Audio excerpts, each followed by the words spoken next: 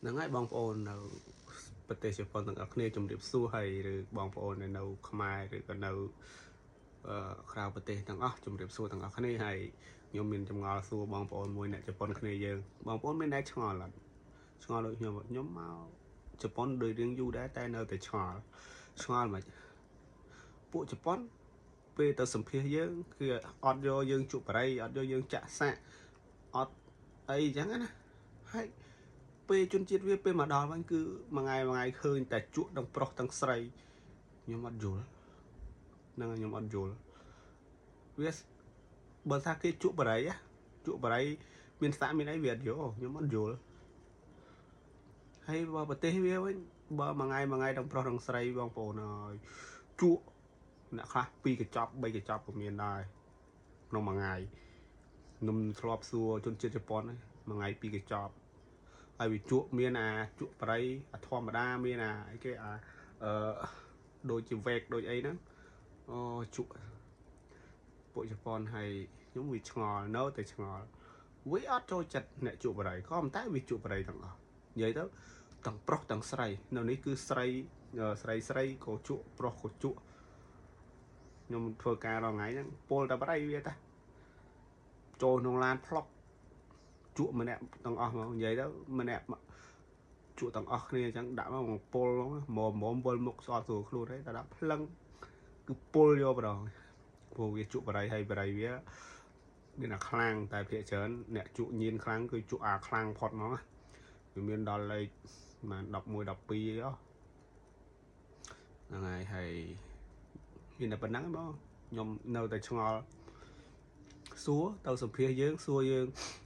បើយើងមានសាក់ក៏អត់យកចេះជក់បរិយក៏អត់យកអីក៏អត់យក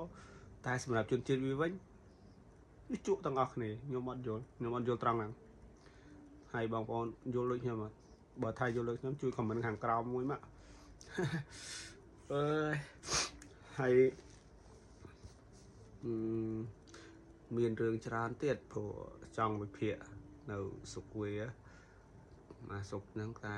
វាប្រកាន់ណានៅនេះវាប្រកាន់ច្រើនដូចថាយើងដើរឲ្យថតដើរអីចឹងណាថតអីហ្នឹងគឺវាប្រកាន់ហ្នឹងហើយដូចជាប្រកាន់ខ្លាំងបរិយគឺប្រទេសវាហ្នឹងគឺអត់ឲ្យថតទេថតគ្នាទៅវិញទៅមកថតខ្លួនយើងបានតែហាមថតគេតែគេចាប់បានដឹងតែមានរឿងហើយខ្ញុំអត់យល់ហើយប្រទេសវាគ្រប់ពេលវេលាហ្នឹងហើយព្រោះសុកចិត្តវាធ្វើការ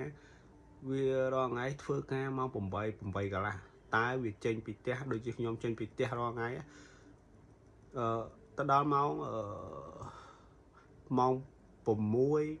ឬក៏ម៉ោង5កន្លះហ្នឹងចាប់ដើមរៀបចំចេញទៅហើយវាទៅអង្គុយចាំមុនពួកជនជាតិជប៉ុនវាសុកចិត្តវាទៅអង្គុយចាំមុនវាអត់ឲ្យថាទៅដល់ឲ្យធ្វើទេទៅអង្គុយអន់ទុច1ម៉ោងទៅ1ម៉ោងកន្លះគឺខ្ញុំរងថ្ងៃហ្នឹងចេញពីធ្វើការចេញពីផ្ទះគឺម៉ោង6តែចូលធ្វើការម៉ោង8កន្លះមើលអង្គុយនៅហ្នឹងហើយជិះតា1ម៉ោងអីអត់ដល់1ម៉ោងហើយជិះទៅធ្វើការតែវាសុកចិត្តទៅអង្គុយចាំទៅអង្គុយភាសាគ្នាអង្គុយជក់បរិយជុំក្បាលគ្នាអញ្ចឹងណាខ្ញុំទៅសារពួកវាតែសម្រាប់តែពួកវាគ្រប់ពេលវេលាខ្ញុំទៅសារកន្លែងហ្នឹងមួយគឺវាយកម៉ោងជាធំសំខាន់គឺម៉ោងហ្នឹងបរិយ